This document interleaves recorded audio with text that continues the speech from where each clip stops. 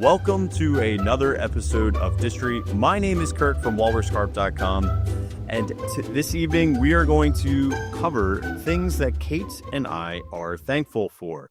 So each of us has prepared 3 separate topics that we don't know anything about but we're going to all learn together about 3 things that we are thankful for. And with me, as always, is the well-researched and well-published, because we are celebrating, Kate the Disney Cicerone. Kate, how we doing this evening?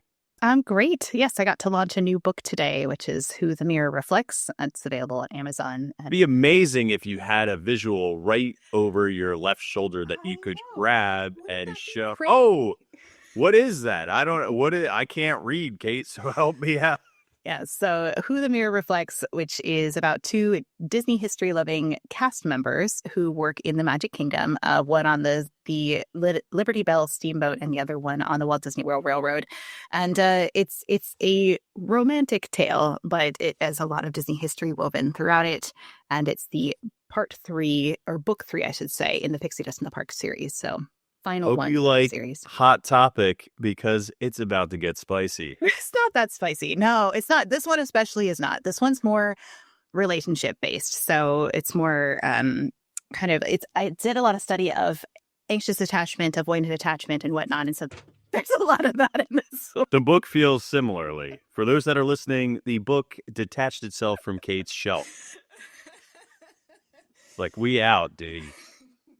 Research that, lady. That's what an avoidant does when they're like scared of the relationship. They do that. So. Fair enough. Anyway, exciting day to have published a new book. Always really fun to put a new one out there into the world, but also it's a big deal. Like, books take a long time. For those that are listening, real quick, how long does it take you from ideation to publishing rough? I haven't actually calculated the hours, but I mean, like, in terms of time, it usually takes just think about like 6 days. to 8 months worth of work. That's crazy. It's a long time to publish a book. And being really like diligent about writing, being consistent, sitting down writing is challenging, but we get her done. Yeah. Because we're going to dig into some obscure Disney history stories on this particular episode. I kind of said Disney food stories, and Kirk said just heard stories. So we have a plethora of things. I have some food, Kate. We have a cornucopia of stories for you on this our pre-Thanksgiving episode. So it'll be fun. Well, yeah, I mean, these are things we're thankful of. Why don't I go ahead and go first? I'm going to talk about Walt Disney first, because I feel like he's a great place to start. Of course, all of these things that we love about the Disney parks, all of it kind of boils back down to Walt himself. So I'm going to talk about Walt Disney's food habits, but I'm not going to talk about kind of like what everybody's already heard about it. You know, he likes chili, he likes, has a simple diet, he likes grilled cheese and all those things. Like, we already kind of know some of that about Walt Disney. I'm going to talk about some things that I found in an interview with his wife, Lillian, after he passed away. Bob Thomas did a series of interviews with everybody that knew Walt Disney, essentially, so that he could craft that amazing Walt Disney and American original biography that he wrote. But I have the original interviews that he did with these people that are kind of like unedited, what he didn't include in the books. And so, or the book rather.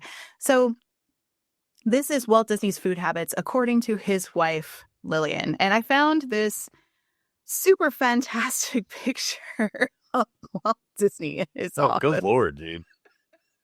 You like salad that much? Look, no, he didn't really like salad at all. But this is it reminds me of, what is that guy from Napoleon Dynamite? Like his Uncle Rico? No, well, maybe, but I don't know. That shirt screams Uncle Rico. I bet Walt could throw that salad over that mountain range. So Lillian starts off by saying that his time in Marceline, Missouri, when Walt was growing up, was the most important time in Walt's life. It was not a very long time in Walt's life. It was just around those formative years when he was about 8 years old. But there was some stories that she said from that particular time of life that I just gave some very sweet context about Walt. And so one was, this is Lillian who said this. She said, his dad was a very thrifty man. I remember Walt telling me a funny story about when his father used to say, go easy on the butter. He was always admonishing the children not to waste butter. So Walt's mother buttered the bread and turned it over when she handed it to Walt so the butter was on the underside and wasn't seen by Mr. Disney. Like, how sweet is that? That his mom hid the butter but still gave it to him in secret. So another thing that came from this time in Marceline was about some fresh apples and how he liked them. So she said, but there was something. I tell you mermaid stories. What are we doing, dude? What even is this thing? I was researching how Walt liked apples. Hey, let me tell my story. Sit back. Stop judging. But there was something about the farm that was very important to him. He worked hard, but he also enjoyed the work. He liked the animals and he liked being close to the soil. Work can be relaxing on a farm, even though it's hard. He always said that apples never tasted so good as when they were picked off the trees on the farm. So he just loved apples that way. But then you get into the funny part of kind of the everyday living with Walt, because I feel like nobody understands your food habits more than your spouse does, correct? Like the weird, quirky things that you like and don't like and things that you do. I hate that Elliot always puts ketchup on his eggs, which drives me nuts because I think it's gross. Really? Yeah. Ketchup on eggs is very common, although I have found that is uncommon down here. A lot of people don't do it. Yeah. I don't know. Transplant. Or something he does. And the other thing that drives me crazy is that this is just Kate's pet peeve hour about Elliot, apparently. But I season all the food, and then before he even tastes the food, he puts more salt on it. And I was like, how do you even know it needs more salt? He just automatically adds more salt, and it just drives me nuts every time. So anyway, the point is your spouse knows a lot about your dining habits. So I'm assuming the food is under seasoned.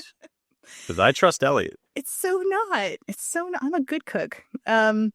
Anyway, so when it came to Walt Disney making his own dinner, sometimes he had to make his own dinner or he'd just get hungry. So she said when he got hungry, he would stick a Stouffer's dinner in the oven and say, tell me when it's done. Just slide that thing right in there. So his daily diet, she said Walt ate very simply. He liked basic foods. He loved chili. For breakfast, he had eggs, toast, fruit juice, and occasionally a sausage. Lunch was usually just a sandwich, milk, and coffee. He always wanted coffee for lunch. For dinner, he sometimes came through the kitchen on his way into the house and sometimes bawled Thelma out for what she was preparing for him. So I like this part. This is one of my favorites. She said, sometimes his secretary would call me and tell me what he had for lunch because he often used the excuse that he didn't like for dinner that he already had it for lunch. So the secretary would call Lillian and be like, he had this for lunch. So when he comes home, he's like, oh, no, I already had that. I can't have that twice in one day. And it's like, well, I already know what you had. I don't like any of this. As a man, I don't like this at all. It's not cool. He's trying to lie. So just say, listen, there's things called white lies, and maybe he just wasn't in the mood, but they're all in cahoots. There is this really great list that you can find at the Walt Disney Family Museum of Walt basically wrote the things that he likes to eat. You literally have a picture of Jell-O, Hormel chili, and what is that, carrots? That's another can of chili. He liked 2 cans of chili, and then he would mix them together. That was his thing. One without beans and one with beans, and then he would mix them together. That was his thing. My gosh. I know we're going to talk about chili, but you brought it up. So anyway, they found this list kind of tucked into a book long after he passed away. But this was a note that he wrote to his housekeeper, Thelma Howard, about what foods he liked to eat in 1960. So Walt's favorites, this is in his handwriting, and he has some misspellings here too, which I think is funny. But he had chicken fry cube steak, roast lamb, potatoes and gravy, pan-fried chicken with potatoes and gravy, roast chicken with dressing and gravy, spam and eggs with biscuits and honey, oyster stew with crackers and cheese, breaded veal cutlets with bread and gravy, Chasen's chili and beans. And then he says, note, only one vegetable with meals. Very insistent, only one. And they could be corn, canned peas, leaf spinach, stewed tomatoes, etc. So wait, do you think he considered the potatoes a vegetable? Because almost everything was meat and potatoes. And then I think maybe that would be they would be add-ons. Yeah, I feel like that's an add-on because he also has this list about salads. So you talked about that picture of him with a salad. Here's what he liked for salads, though, okay? Carrot and raisins. Ew. Waldorf. tomatoes and cucumber, and a chef salad. So maybe he was having a chef salad there. That could be. Chef salad's solid. Yeah. Solid. But the rest of them are kind of like, is that a salad? Is it? They're gross. It's in Midwest. It's a very Midwestern diet. Yeah. And then, of course, for desserts, he didn't like sweets very much. That's what Lillian said. He was not a big fan of sweets. So for desserts, he liked Jell-O of all flavors with pieces of fruit, diet custards, pineapple, which he spelled incorrectly, fresh or canned, and then fruit, fresh or canned. So you can definitely see that it's definitely not like a very, very sweet palette there, right? You've got like pineapple, fruit, Jell-O, and then maybe the custards, but like a diet one maybe doesn't have as much sugar in it. So this is my last little Walt food story here. Lillian said sometimes he could be really annoyed by something he was served, especially when it came to sweets. He did not like cake. Anti-cake. Walt was not a cake fan. So one time, Thelma made a whipped cream cake, and Walt was complaining about it. I got so put out that I picked up a piece of the whipped cream and threw it at him. It hit him right in the face, and he picked up some whipped cream and threw it at me. And we started throwing it back and forth at each other and Bob and Sharon. I remember we're having dinner with us, and they looked at each other wondering what on earth was going on. I remember that I got some whipped cream on the wallpaper, and it left a grease mark, and I had to change it, the wallpaper. So they had a whipped cream fight because of how much he didn't like cake and was complaining about it. Yeah, I'm sure everybody can attest to a meal that they've made that their significant other has not appreciated. So they're human too. Yeah, one time. So Elliot's not really a cook. He can make a couple of things. That's just like his, the basics, the spaghetti and burritos and things like that. But when we were just newly married and I hadn't learned that he couldn't cook yet, he made flounder for dinner, and he like boiled it in a pan until it was like liquid. And then we decided I would be doing the cooking from there on out. Until today. Boiled flounder? He just like cooked it in a pan so long that it somehow like liquefied. I don't even know how he did it. Maybe he added water. I don't know. But to this day, we joke about the flounder because it was not good. That is very strange. So yeah. Anyway, that was my Walt's food stories and also a few Elliot food stories. And if you're Elliot and you're listening to this, I'm sorry. I still love you. Doesn't have to cook well for me to. No, I like those. Those are fun. Those are really fun. I like. I would have never known the simple things that Walt likes. Yeah. I mean, you do hear a lot about the chili. Is what I think is interesting, and it makes sense. But you think about like we all eat fast, ready, prepared things, and there wasn't a whole heck of a lot of those as offerings. But having a Stouffer dinner or canned chili, canned peas, all that kind of stuff, like that's somebody who's like very busy and it can't be really bothered by cooking, and if they make it for themselves, it's just simple. And I think a lot of us feel like that, Yeah, no, that's definitely me. It's like I'm like, I know I have to eat to live, but I'm like, sometimes it's like I just don't have energy. What's like your one or two go to, like I just need sustenance but I have no time or energy? PB&J is up there for me. I definitely do that. Ooh, like solid. A cheesecake with not cheesecake. Whoa, I don't even like cheesecake that much. Cheesecake. My goodness. A cheese stick with like a piece of fruit and like some sort of carb. I'll just pair it with whatever I can grab that's around, and that's like it's not healthy. It just is what it is. It's not. It could be worse, I guess. But cheese sticks are fine. I feel like steak is fine with some fruit. Yeah. I feel like that's not bad. How about you? What do you go to? Oh my God! What's your Stouffer's dinner? Horrible. I still eat ramen. I like grew up eating ramen, and ramen is like a comfort food. And the other one is cereal. Oh, yeah, cereal. And frozen burritos. Yeah. Chef's kiss on Aldi frozen burritos. Not sponsored, but let's get sponsored. Oh, but frozen burritos, but I put cheese on top of them. Like that levels it up just a little bit. Just this makes you feel like you're not eating a burrito. Yeah. Yeah, frozen burritos are banging. With sriracha, they literally take like 2.5 minutes. They're filling. I only get the beans and cheese ones. They're awesome. Yeah, they're great. That's the one I get too. So, and then you put cheese on top, though. You got to level up. Oh, well, I'm not leveling up to your cheese level. It would just be me like holding my stomach at night going. Okay. Anyway, all right, my turn. Yeah, go for it. My turn. Story number 2. I got tiny pants. Tiny pants. Dick Nunes. who's known for his operational excellence, started in Disneyland in 1955 as a orientation training instructor and eventually played pivotal roles in the development of Disney World in 71, Epcot in 82, and Tokyo Disneyland in 83. And he retired in 1999 as the chairman of Walt Disney Attractions, overseeing all Disney theme parks worldwide. But his big thing that he was known for, and this is what makes me laugh my face off, is his no-nonsense, results-driven approach to leadership, emphasizing detail, discipline, and the importance of maintaining Walt's vision.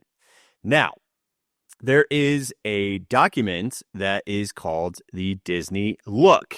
Well, I have another story about Dick Nunis while you search for your pictures there, Kirk. So Dick Nunis, he was also in charge of, at one point, he did a lot of recruiting for the Walt Disney World project. And there is this woman named Mary who he had cast in a role for Snow White for the 1964 World's Fair. And she came back asking for a job. She had left to go to Universal and other places for a while. And she came back and she's like, do you have any room for, a World's Fair veteran? And he's like, yeah, sure. And she got hired. Well, later he saw her in the hallway and they were like crossing in the hallway. And she was going to say like, hey, thank you for the job and like be really kind and gracious towards him. And he took one look at her and he said, take off those earrings, like, welcome to Walt Disney World, take off those earrings, because she was wearing hoop earrings that you're not supposed to wear. And he was so committed to the Disney look that he almost lost his chance with her, because that ended up being his wife later on, who he had to ask for a date several times because she was not too pleased about that interaction. Yeah, well, I mean, he's kind of a crazy person. So in the best way possible. Again, he was somebody who was known for efficiency. So when you love the fact that there's high capacity attractions in Disney, like he refused to put out attractions that had low occupancy, or he would really fight them because he just felt that it ruined the guest experience if they had to wait for hours and hours and hours.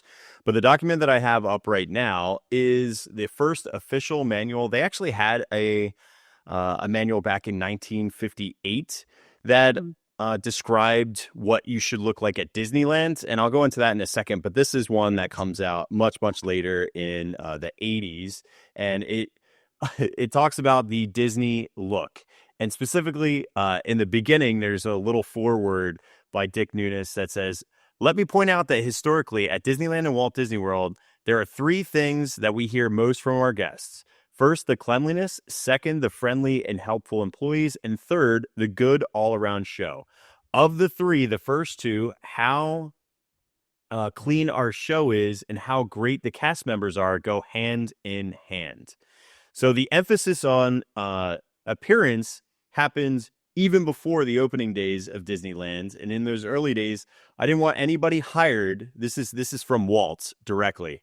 Walt didn't want anybody hired who has anything to do with an amusement park. I want employees hired who are eager, energetic, willing to learn, and willing to make mistakes, but will prosper from those mistakes and will help develop new concept in outdoor entertainment. So even I think it's kind of funny because now when we think about like amusement parks, you would think, oh, if I'm at Universal, I'm going to hire somebody from Disney because they have a certain set of skills and training, where it's like the exact opposite.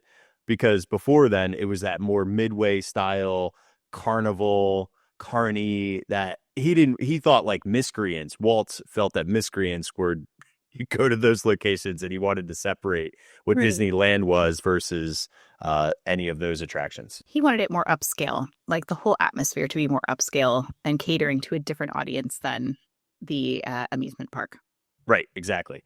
So in 1958, they had their very first written appearance policy because many of the women in that particular time, this is Dick Nunis talking, were wearing high fashion beehive and pompadour hairdos in equally high fashion colors of pink, blue, green, purple, and the like. Some of the men were a bit extreme too. I like that he says that all this stuff is extreme. We're a bit extreme too, sporting French crew cuts that were flat on top, long on the sides, and had ducktails in the back. A ducktail hairstyle came in different varieties and had to be controlled with a jar of pomade Wait. What or is a just plain ducktail? a ducktail. Yeah. That's like when the back of your neck like goes into like a V, like it's like down. And he said so some of these people would control them with a jar of pomade a week or just plain old axle grease. Then Dick goes into actually defining what the look will be, and I'm not going to go too much into the specifics, but I'm just going to read a couple of highlights. For grooming standards, natural hair color, neatly styled, clean shaven faces. Facial hair was banned all the way until 2000 when limited mustaches were permitted.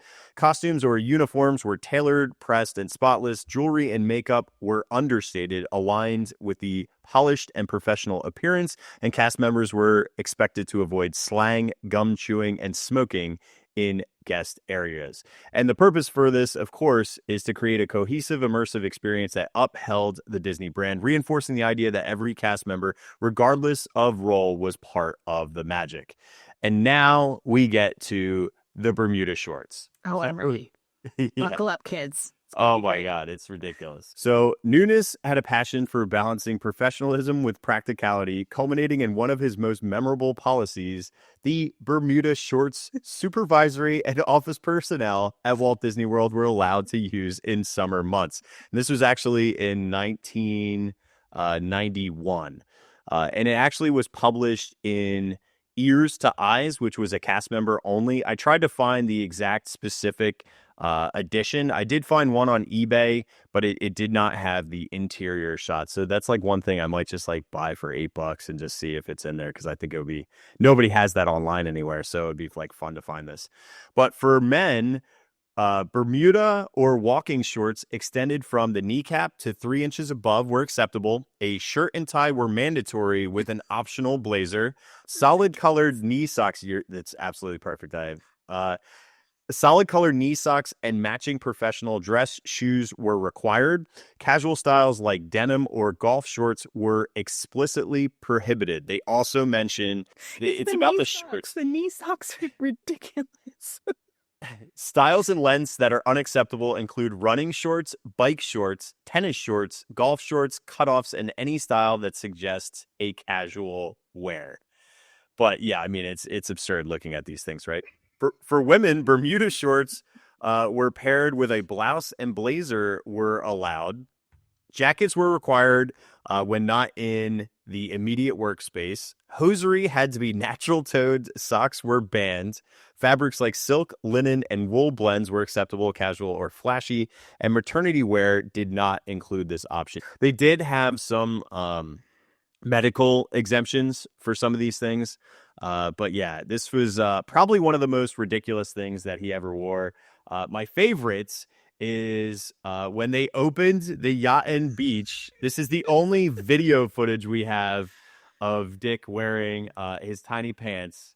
But that's him with Donald commemorating the opening of the Yacht and Beach Club. And this is all the way at the top. You guys know where that slide is located for Stormalong Bay. Well, this is like that ship, that mast that sticks out. They literally loaded a little cannon with his little tiny pants. They look awful, by the way. Like, first of all, his shorts are pretty short, dude. That's like more than 3 inches. Somebody needs to get him on the look, because they are very tiny. Donald is impressed. He's more fashionable, I think, at that point. Well, the crazy thing is that he's wearing these like knee-high socks with these shorts. It like defeats the purpose. Like, you might as well be wearing pants at that point, because there's still something covering your leg, right? He looks like Ben Franklin, dude. I don't know what he's doing, because like he has to still wear a blazer. Like, I get it. It's supposed to be more comfortable, because obviously it's very, very hot in Florida. But this has not been adopted since then. So shocker. A little crazy, but yeah. But a Disney legend. What's fun at the end of this is Mickey is in full costume swimming. Oh my gosh. So I haven't seen too many of these. Like, they do it in the aquarium, but they literally had Mickey in full snorkel getup for Stormalong Bay's opening as well at Yacht and Beach. So, wow.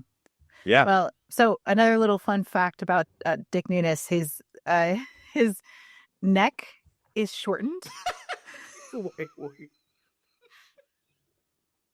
You're getting all the facts on this episode of Distory. His neck is shorted.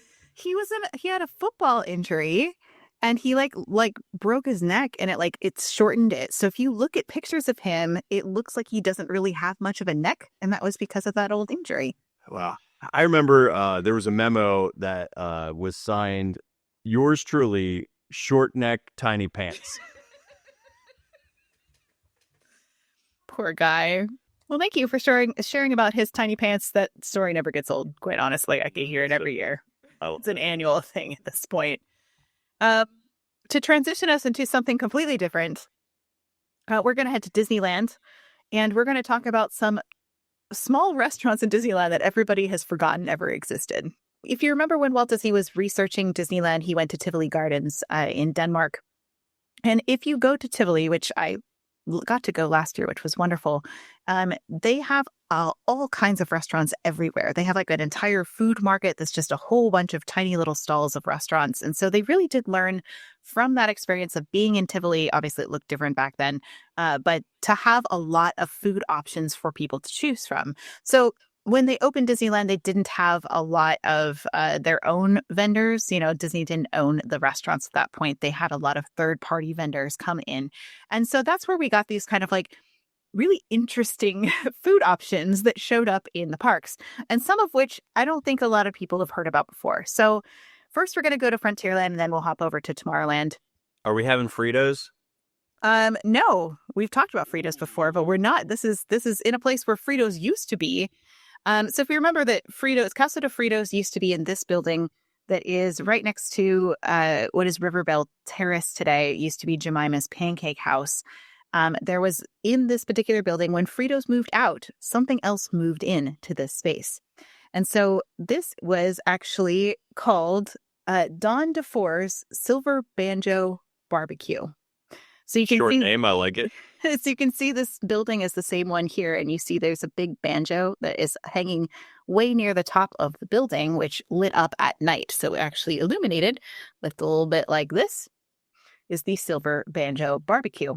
It was operated by Vern and Dawn DeFore, and it was located next to Aunt Jemima's Pancake House. And so this place served, I'm not going to get into a giant deep dive of who Vern and Dawn DeFore are, but they're related in the Hollywood industry. But this is the menu, is basically barbecue sandwiches, chicken, ribs, that kind of thing. You could get a complete plate dinner. This sign's a little bit worn out because this one went up for auction, but you could also get, regular beverages like orange juice and grape juice and lemonade, sides like baked beans, slaw, coleslaw, things you would find in a barbecue joint, essentially. So this is from Ron DeFore, who is his son. He said Frito-Lay was in this spot, and then they felt it wasn't big enough. Frito-Lay did. The owner of Frito-Lay wanted to move closer to the entrance of Frontierland, so Bud Colson called and said, "We've got some space. How would you like to open up a barbecue restaurant?" The one condition was that Uncle Vern take a business management class, which he did at UCLA. So Uncle Vern took a management class, and then they were in business. So here is a picture of Don DeFore and Vern with their banjo in front of this restaurant that nobody really remembers existed at this point. So this was open from August of 1957 through March of 1962 before it disappeared. I love they have fish and chips sign there for $1.50. They got a couple years. Yeah, they did. It's not too bad. No. I think I've only got one more picture here of, and I don't really know who this is, but there's a good little family there with a baby, and then you can see Don DeFore's banjo. That's the sign that I showed you, but back when it was new and not all worn out. So that's just one of them, one of the places. Another one is really close to this, because if you've ever in this place in Disneyland, you'll notice that you have the Riverbell Terrace, and then there's kind of like all this kind of like blank storefront that has nothing in it. And then you'll see, there's another restaurant on the side. But all of these places used to be quick service restaurants at some point in Disney's history. They're just like facades. So there was another one that was called the Wheelhouse here in 1974 to 1990. This one was something they opened just seasonally, like when they had they needed they had a lot of people in the park and they just needed some more places for people to get food. So they served burgers, sodas, ice cream, sundaes, really nothing big, but it was called the Wheelhouse because it looked out over the rivers of America. So you can see the little wheel sign up there and you can see everybody kind of standing in line for their goods. I always love this. It's like little kid that's like balanced on the side over here with some Mickey ears on. Look at that trash can. She's a beaut. But this is what this looks like now. It's just a place where you get condiments. Literally nothing. What did people get at the Wheelhouse? So that's where they got just burgers, sodas, ice cream. Nothing like because it was just seasonal. There wasn't like specialty foods. But you can see there's a frosted thick milkshakes on that sign. So definitely milkshakes was something that they got there. I have to admit, there was a seasonally operated Aunt Polly's that was on Tom Sawyer Island, and I've never seen it open, ever. And that's one that is, like, I'll never see it, and I'll never try it, and I'll never experience it.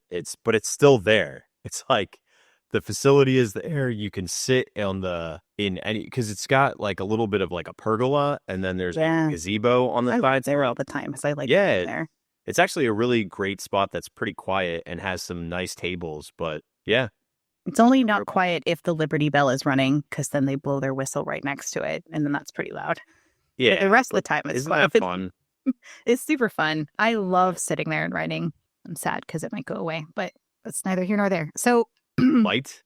They already got like cranes, dude. I think they're actually bashing it to bits right now as we speak. I can't. It hurts. It hurts to hear that. So I can't. We can't go there. All right. So let's hop over to Tomorrowland because that's where my other three places are. First one is the Yacht Bar. So why is that in Tomorrowland? Doesn't exist anymore. So the Yacht Bar looked like this in Disneyland's Tomorrowland. And it was originally set by the Phantom Boats, which... I was going to say, like, when they first opened Disneyland in that upper right area was that little boat ride where, like, you just drove boats around. Yeah, that started with the Phantom Boats, and then it became the motorboat cruise, and then it eventually became nothing. It was in Gummy Glen for a little while. That's a whole other story. Yeah, I was going to say that makes sense. Yeah, so the Phantom Boats, they had a big problem because the motors burned out really fast. And so they would have cast members having to get in the water and like push the boats out. It was terrible. So they did not last very long. But that's where they had this place that was called the Yacht Bar because it was located relatively close to the water. So you can see it here. This actually gives you a little context. So you can see the Yacht Bar's there and it's facing the lagoon. So they actually had it closer to where what you're seeing there, that train, this is pre-monorail. So this is actually the Viewliner, which was one of the shortest lived Disneyland attractions. But you can see that it is in between the water and the Yacht Bar. So what happened was the Yacht Bar was called the Yacht Club before the Viewliner, and then they moved it across the street essentially, and then it became the Yacht Bar. So what they served here it was considered the snack shack of the future. Basically just comfort food, shakes and sodas, really like nothing terribly fascinating about it. But the interesting thing was they had these really unique chairs that they would sit in that had they weren't like tables, like round tables with chairs. Instead, they were almost like if you're a student and you have like a little like tray table attached to your chair. That's kind of how they were in this particular place. So you can see them in the background of these people. If you see those pink chairs, how they have little tables attached, that was their seating for the Yacht Bar. And then interestingly enough, all the panels on the exterior walls were painted to resemble nautical flags as well. So, which is kind of strange if you think of it without the boats in context, you're like, why in the world are all these nautical flags on here? But knowing that it was facing the lagoon and facing a boat ride, that's what made it make sense. But yeah, guess that in circles of chairs, each with its miniature side table, and enjoys views of the lagoon. And that was the Yacht Bar.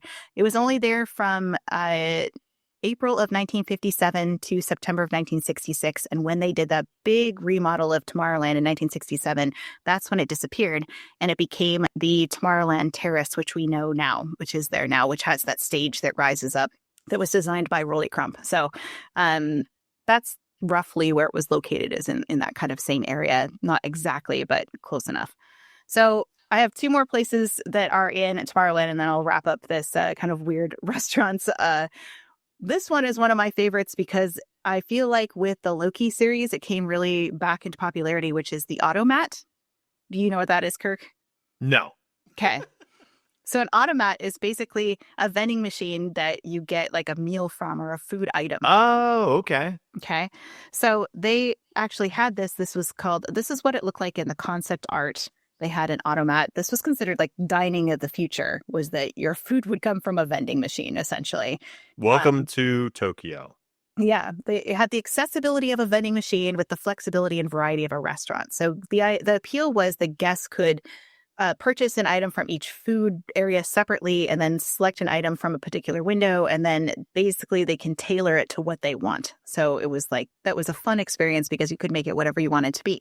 So this was close to opening day. You can see them here at the Automat of the this is called the Automat Strato Snack Space Bar is what this was called. And it was from opening day, July 17th, 1955, all the way through September 5th, 1966. But you can see them selecting their options from the machines back there. There was some machines involved, but from everything that I've seen, there was also windows that they just got food from. But this was like a huge hit. People loved it because if you think about Tomorrowland was supposed to be the tomorrow of the not so distant future. So it was 1986 was what they were aiming for in 1955. Like this was the one we want. So this is what it looks like. Again, they had those chairs that had the little table attached. This was like a thing that they had all over Tomorrowland. There's another picture of the space bar there as well. And later when they added the Skyway, if you know where the old Skyway building is now, then that gives you some context of where this was located because it's now what is the old Carousel of Progress building, the Star Wars launch bay. That is what replaced it was when they moved in the Carousel of Progress. They got rid of the Strato Snack Space Bar. So the Automat then disappeared from Disneyland, never to be seen again, which is super sad. I love old school vending machines. Back in like when I was like 6 years old or 5 years old, my dad would he would have a coffee cup at his work that was filled with quarters for the vending machines. So if I had to go to work with him and I was like stuck in the office, which happened actually a decent amount, I would either walk over to the pizza place across the way and I'd play this tube-in arcade game because that's all they had. Or I would get from a brown like matte machine with little push buttons. I'd put in a quarter, I'd push one, and I'd get a cup of chicken soup broth. Chicken soup in a little like chocolate. They didn't have hot chocolate. They had coffee and they had chicken soup. That was it. And it Gross. had those weird. They came out of the same thing too. Isn't that strange? But it was those old school cups that had like the fold out wings, like where it wasn't perforated, but they had like holes like this. So like when you fold them out, you could, and it was like to keep it because they weren't insulated or anything. You burn yourself pretty bad. So you'd like walk around with like a little paper cup, You've never seen chicken broth in a vending machine? My goodness, dude, you never lived. My bowling alley back at home also had chicken soup, and I would play Mortal Kombat and Primal Rage and drink chicken soup. Awesome. That's my youth. And I still drink chicken soup today. It reminds me of home and video games. Well, I was in the Denver airport and I was marveling at the amount of coffee vending machines existed. And even one was like a robot espresso like maker. I was like, we're just going backwards, I think, to this time of like the vending machine. We're going back there now where we thought we evolved past it. Now we're going back. Anyway, okay, I've got one more and then I promise I'm done with these. But this one I think is one of my favorites, and it was the Dairy Bar that was in Tomorrowland, because you have to think of in context, Tomorrowland was almost not finished. I think it was March of 1955. Walt was saying, we're not going to do this January, he said, we're not going to do Tomorrowland. We can't get it done by our July opening date. We're not doing this. We can't do it. And then by March, he changed his mind and he's like, you know what? We promised the public Tomorrowland, we're going to give it to them by golly. And so they pulled up their bootstraps, and between March and July, they built all of Tomorrowland, essentially. It was mad. And so they didn't have a whole lot in it at that point. They had a ride, they had the Hall of Chemistry, they had the Bathroom of the Future, they had sponsors, essentially. So they had the Dairy Bar as well. So the Dairy Bar looked like this, sponsored by the American Dairy Association. So it had a big barn facade on it. It was located in the back of Tomorrowland, so this is the area that's now like the center of the main plaza. Guests could find the dairy bar on the right side of the main walkway next to 20,000 Leagues Under the Sea. So this was a walkthrough exhibit focused on the future of milk. Very important thing that the kids all want to do when they go to Disneyland. The exhibit predicted a world with flying delivery men, high-tech nutritional milk, and state-of-the-art milking technology. Guests could buy a glass of nature's nearly perfect food and relax in the dining room after taking in the exhibit. What is your next story that you'd like to share with us, Kirk? Today, we're going to talk about churros. Yes. Let's get into it. Real quick history. We already kind of talked about like churros and how churros came to the parks, but I have insight from the people who have always made the churros both in Disneyland and in Disney World. And fun fact, another spoiler, they are identical. What? Mm-hmm. So let's get into the story of churros. So churros themselves, which I never talked about this before. Churros can trace their roots all the way back to Spain and Portugal, with historical accounts suggesting their introduction by Portuguese explorers who encountered similar fried dough pastries in China. These treats, though, were adopted and adapted to the Iberian Peninsula, which eventually became very popular in Latin America, particularly in Mexico, where they embraced and integrated it into their local culinary traditions. Now, here's the part that is just a refresher. We talked about how churros originally started off in the 1985, Jim Lohman, who was responsible for food and bev operations in Fantasyland, was tasked with developing a new snack for the up-and-coming Videopolis, a dance venue aimed at teenagers. During a visit to the Long Beach Grand Prix, Lohman encountered a churro vendor and was impressed by the snack's simplicity and appeal. Recognizing its potential, he contacted J&J Snack Foods, which were at IAPA. I got this directly from the source, which is super, super fun. They're amazing people. Oh my God. Amazing. I was chilling with J&J. They're great people. They proposed to introduce churros to Disneyland to make them a unique to the park. Lohman requested that churros be enlarged from the standard 6 inches to 12 inches so that they could be differentiated and they could justify a higher price point. Before the launch at Videopolis, a test was conducted by placing them in a churro cart near the exit of the Mark Twain riverboat, and there was an overwhelmingly positive response. So then it was evident by selling these in the mid-'80s that we need to bring these over to Walt Disney World as well, put them specifically in high-traffic areas to maximize exposure, and that is the birth of churros in the parks. Churros, however, were what? Did you have something? No, I said right. Oh, that's how they were. So churros originally were not called what they are today. So the current brand name by J&J Foods is called Hola Churros. These just got a rebrand 2 years ago. They were originally called, do you know the name? No. Well, you could actually see it on some of the churro carts. Luckily, somebody has a Flickr account that just shows churro carts.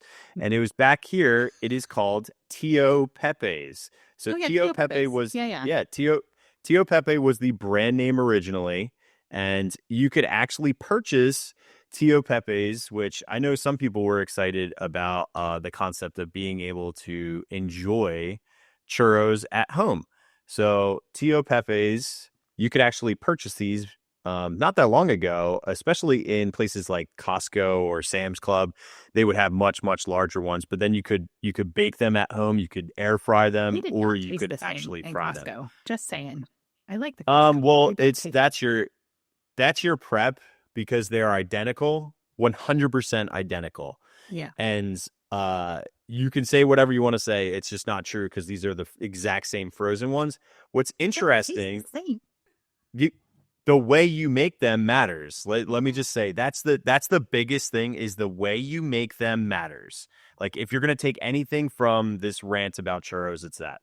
So I also learned that Hola Churros made a different style of churro, but the ones that are made for Disneyland and Disney World, they make two different types of churros. The Southwest Crispy recipe uses corn flour for an authentic crunch in every bite. This crispy style churro has a light and fluffy interior with a crispy exterior. These churros can be ordered in a variety of different ways and delicious fillings. So they are more of a Southwest crispy recipe, but don't get it twisted. No, in both. You are not listening. Hello, Kate. Hello, Kate. Listen to me. They're the identical thing, but how you prepare them matters. Well, I'm going to say this again. They are identical, but how you prepare them matters. We're going to get back to that in a second. Just put a pin in your they taste different. I get it.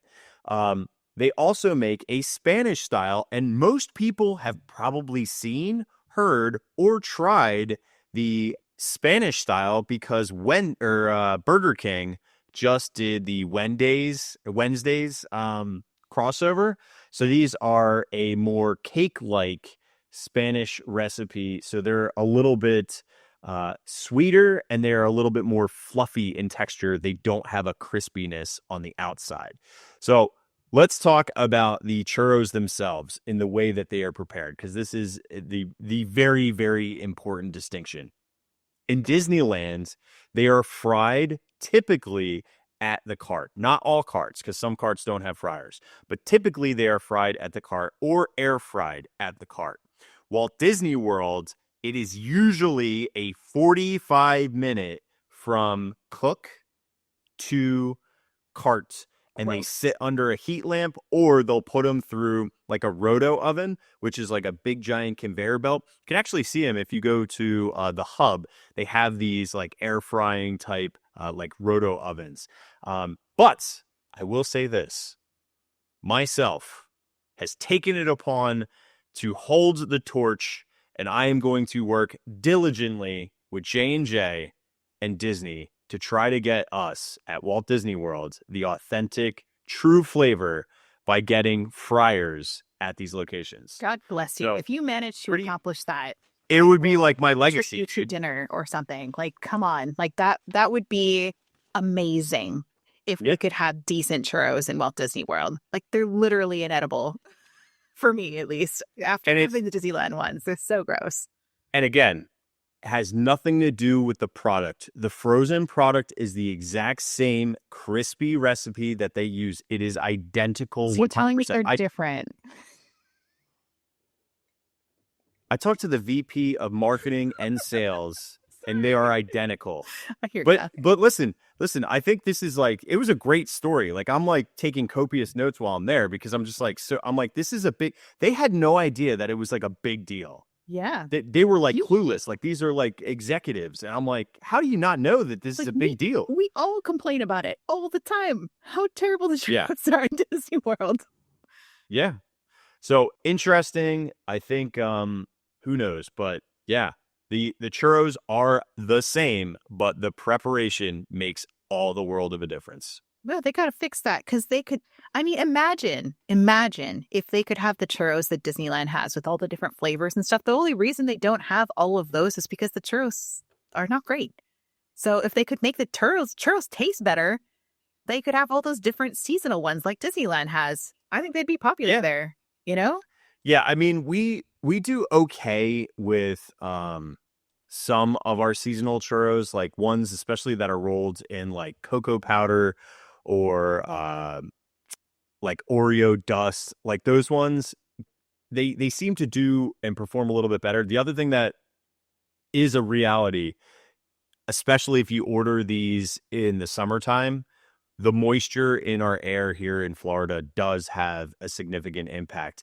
But also recognize that you're taking a product that it was crispy and crunchy, think French fries, and you're putting them in containers, and then you're literally pushing them to carts to load them. So like when you get your French fries, or my problem with Raising Cane's, when you get Raising Cane's, they close it in a styrofoam box, and just all the condensation, like my chicken's always soggy, my fries are always soggy. It's a mess. I hate it. So I don't eat Raising Cane's. Much like I don't eat Walt Disney. So. Raising Cane's? I've never heard of that before. What is that? Kate, is there a rock over your head that you're living under? It's like one of like the largest chicken franchises in like nationally. Does not exist here. Nope. Raising Cane's doesn't exist? Literally, I've never heard of that in my entire What life. are you talking about? And I've lived on the East Coast, so I don't even know. I don't know what you're talking about. Well, it's relatively new to the East Coast and getting like franchises out here, but don't worry about it. It's soggy chicken and fries, but that's the point. Is that the churros are soggy because they're hot, stored. It's not right. That's interesting, though, that they are the same. That is breaking news. My That goodness. is like so scathing for people to understand. I feel like it's too much for people to handle. I can't. It's too big of a story. No. I don't even know if I can break it. No. Yeah, that was so interesting. Thank you for sharing that. Yeah. So, okay, before we get on to our last stories, I feel like this is our time when we talk about awkwardly what it is that we do outside of Distory. This is our commercial break for talking about what we're doing. So, Kirk, what are you up to over there at Walrus Carp? I'm going to let you talk because I didn't prepare and I have stuff right here. So you talk about your book. I'll be right back.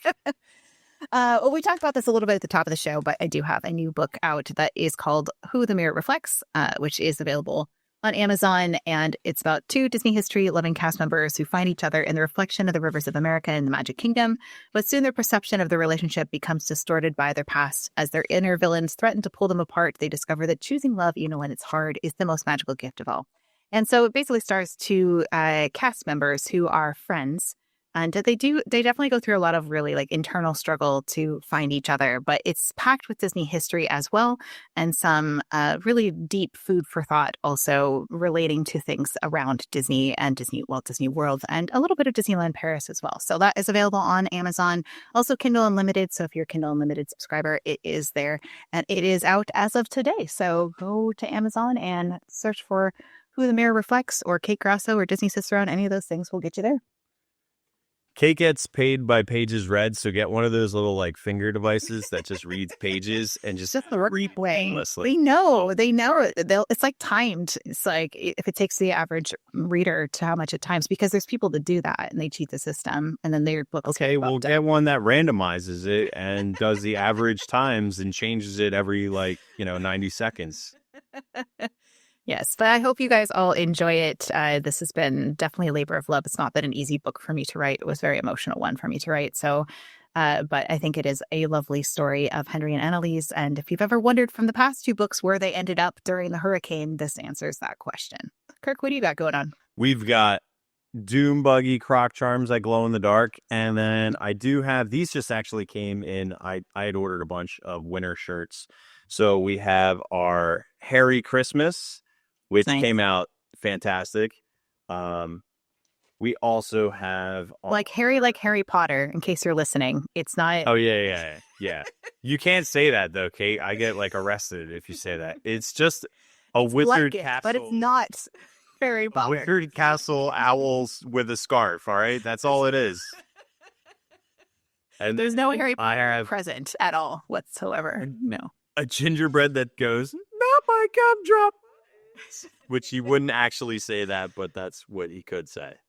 I don't want people to think it was a hairy shirt like with human hair or something from It's made out of human hair. I grew it myself. Actually, 100% of all Walrus Carp clothing is grown on Kirk's head. Gross. So yeah, you've lost the plot of what we're trying to do here. That's not true. They're wonderful. And then we also have our Oh What Fun It Is to Ride with the snowflake design and a monorail and castle.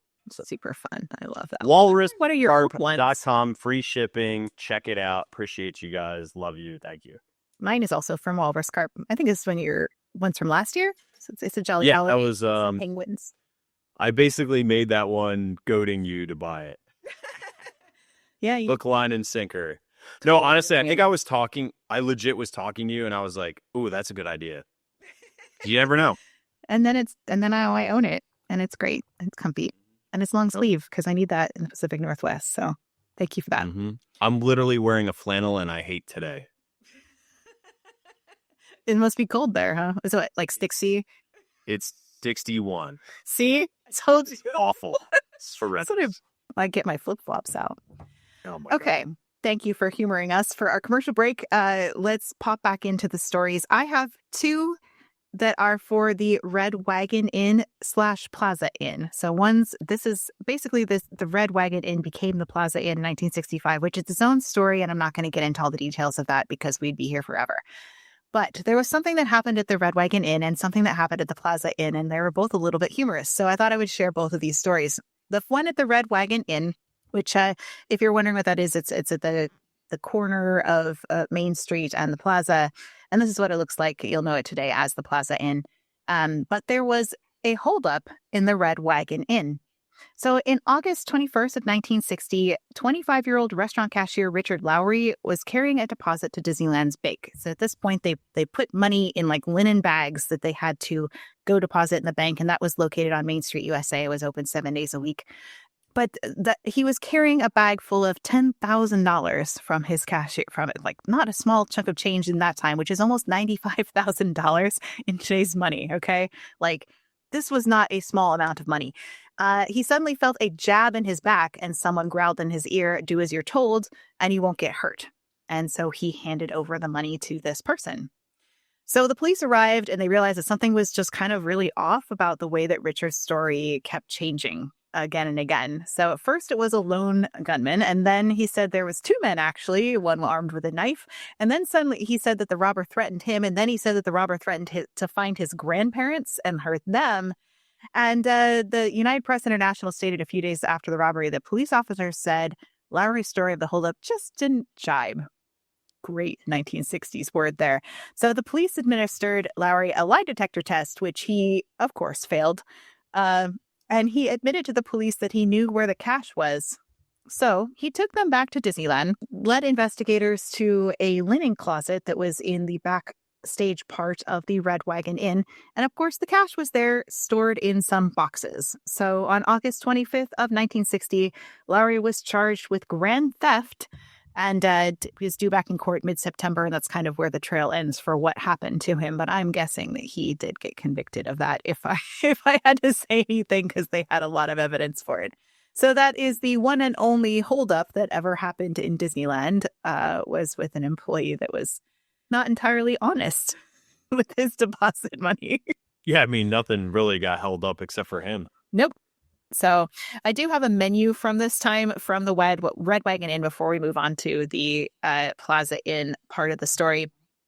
So this is the menu for the young Americans, children under 12, from the Red Wagon Inn. So they have the characters are associated. So they have Snow White roast turkey that has potatoes and jello and all the things.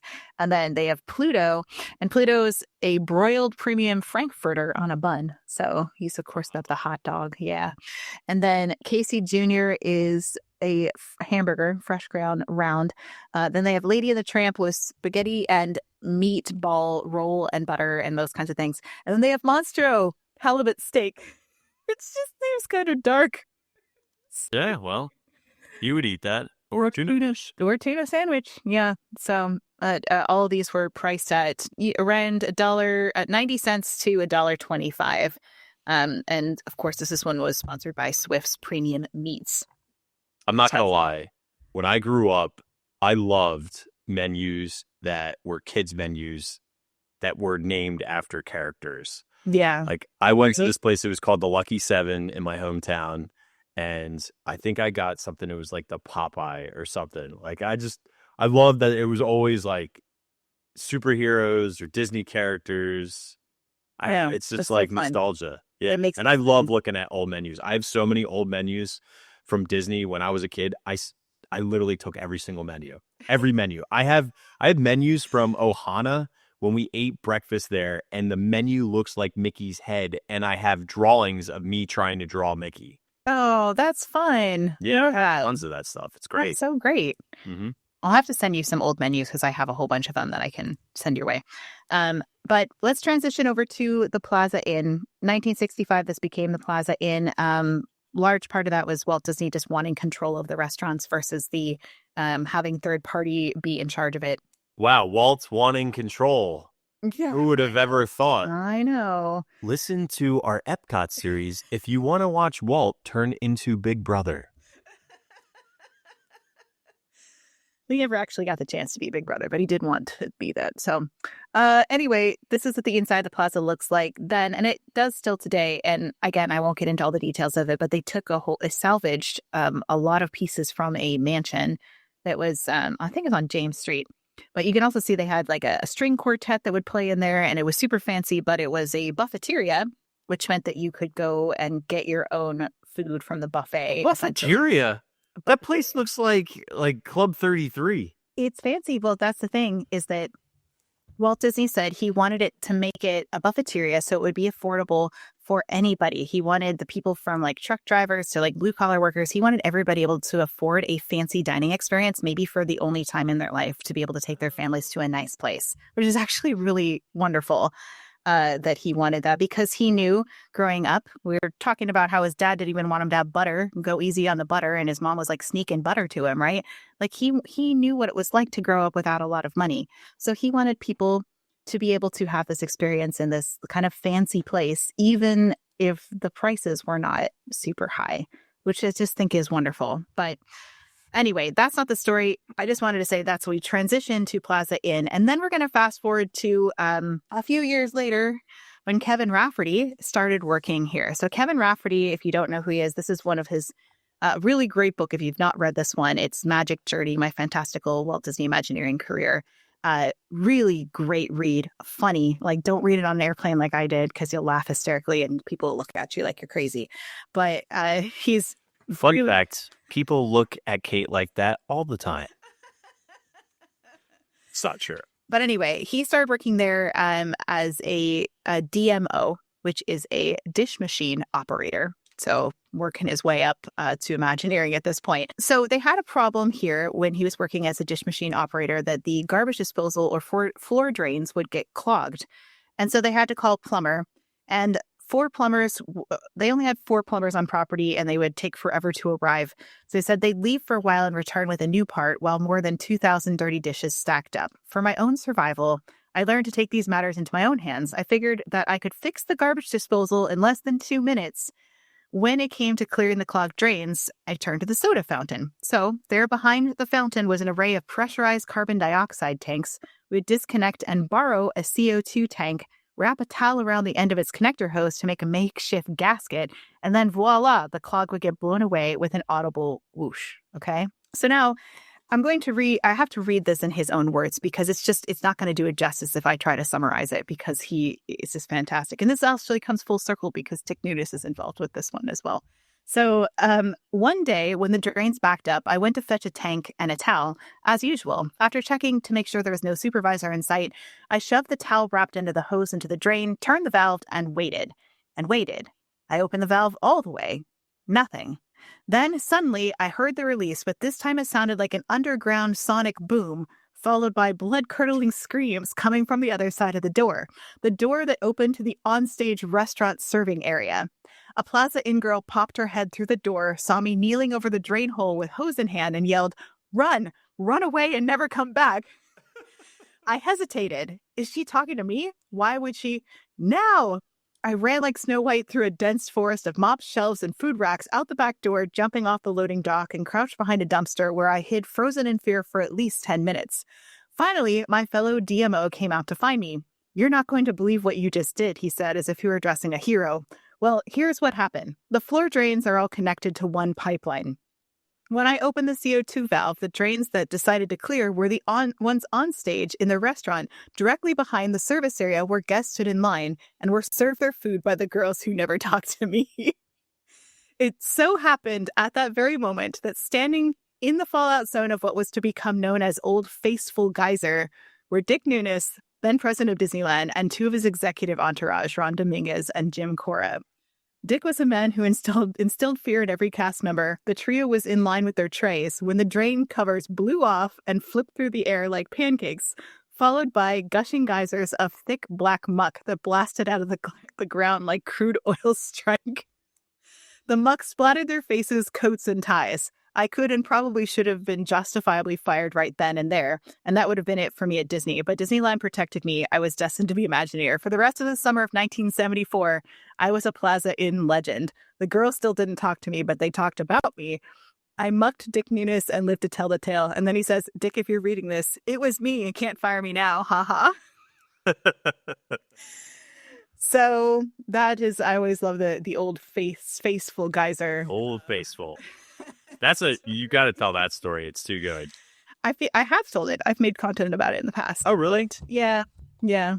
It's fine. Oh, that's wonderful. Yeah. Isn't it a great story? So the Love whole that. book is full of little anecdotes like that. It's a fantastic read. So yeah. So, yep. The little brings it back to Dick Nunes for that one. And that's all I got for that story. So I know you've got one more, right?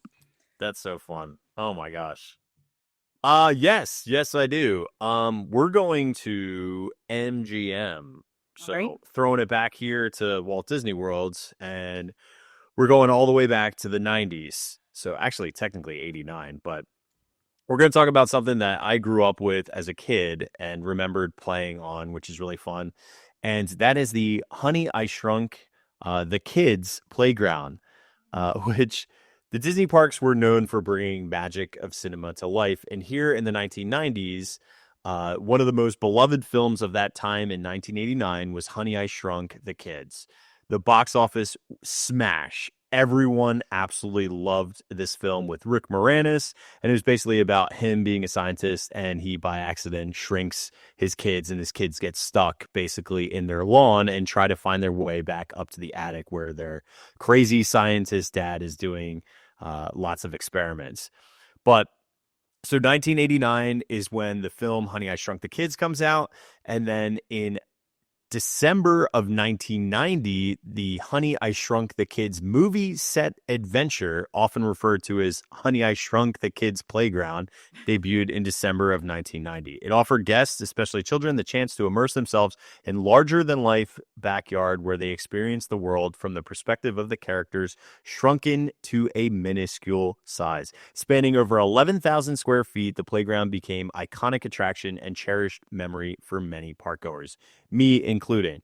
So the props included lots of different oversized items. So you can see over here on the image that I have up, Honey, I Shrunk the Playset Adventure was over on the Streets of America section, which a lot of people today.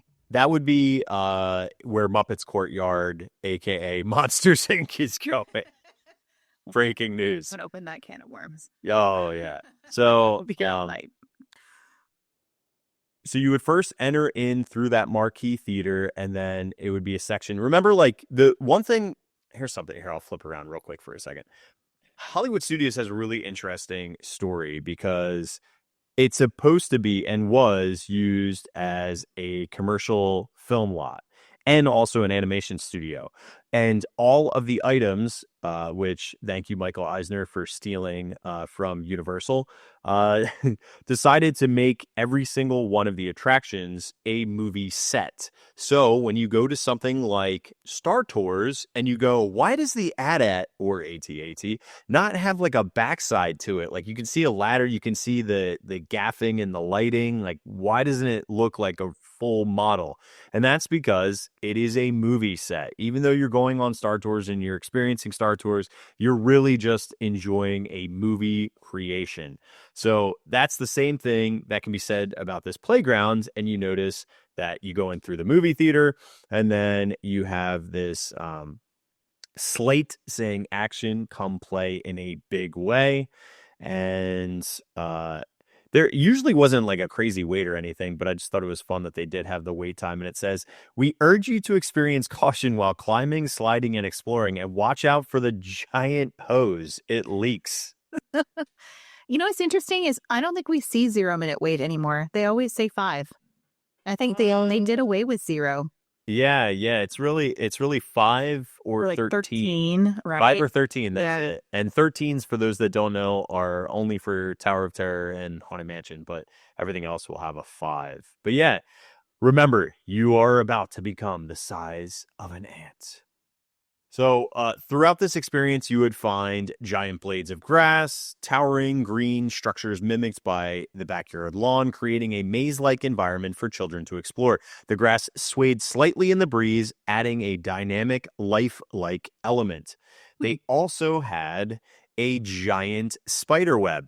A web-like climbing structure resembling a spider's domain was a challenging but rewarding feature for adventurous children. So you'd actually walk into this giant netted spider web, which I thought Was that I a remember. spider, or is it just the web?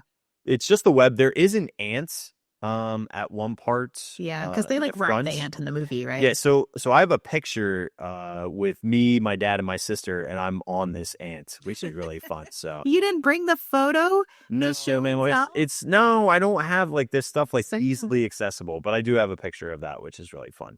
So, and they also had like Play-Doh.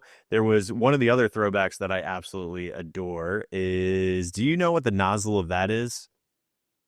Oh, If you don't know the brands, let me scroll down to another different picture. Does this help you? What we're looking at is some sort of nozzle that's shooting water. It's a super soaker. Do you remember super soakers? Yeah. Oh my gosh. This is like such a delightful throwback.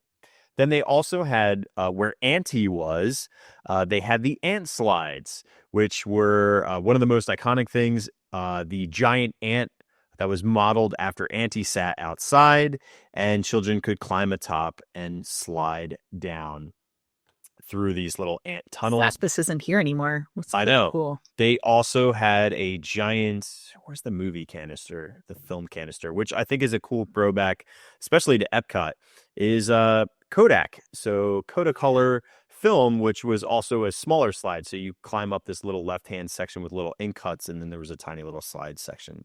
One thing that's kind of interesting is this Tinker Toy piece does show back up in Hollywood Studios later on, and it got reload all the way over to Toy Story Land. I don't know if they actually utilize this exact same one or if it's just Tinker Toys that happen to be over there as well, but it'd be pretty dope if this didn't get demoed completely. But I imagine it was affixed into concrete. It probably is gone, but it's cool to see Tinker Toys come back. Well, now I want to know if it was actually repurposed. That's Yeah. my mission. There's that film slide. There's Auntie. Here's a giant bee on the top. But yeah, it was pretty cool. I really thought about it a lot as a kid. And like when you would walk up to this thing, like the blades of grass were huge. It was like very impactful and cool. It kind of looks like giant corn stalks almost, but those are all blades of grass. Yeah, just like the movie. Yeah. So great. Immersive, Yeah. definitely. Very immersive, very large. But they had one of those Little Debbie oatmeal cream pies, which was pretty iconic for me as a kid watching that scene because I was like, oh my God, that icing looks so good. Now, you couldn't really climb on it. It just was there. But that was such a big scene because that's actually how they got Auntie to physically walk for them, which I thought was cool. So, yeah, but sadly. Someone in my chat is saying, wasn't there a 4D ride of Honey, I Shrunk the Kids in Disneyland? There was in Disneyland, and there was in Disney World too, right? Yeah. So, Walt Disney World had it in. So Captain EO started right next to the Imagination Pavilion, and then it transitioned into Honey, I Shrunk the Audience. Right. Probably. I mean, Captain EO, fantastic, and Honey, I Shrunk the Audience, absolutely incredible. Pixar Film Fest, but whatever. Word on the street is, this is just a rumor, but I'm going to spread rumors because why the heck not? I heard Inside Out might be coming. So that'd be amazing. That would be, I think everybody would be super, super stoked if that actually happens. Yeah, lots of people are talking about their memories of the film and the snake and the mice, which were another day we can chat. But yeah, it was very attraction. But this permanently closed April 2nd, 2016. And this was a big part of transforming into, we're getting into Galaxy's Edge. So this goes away because of Galaxy's Edge. Sad day. Whatever.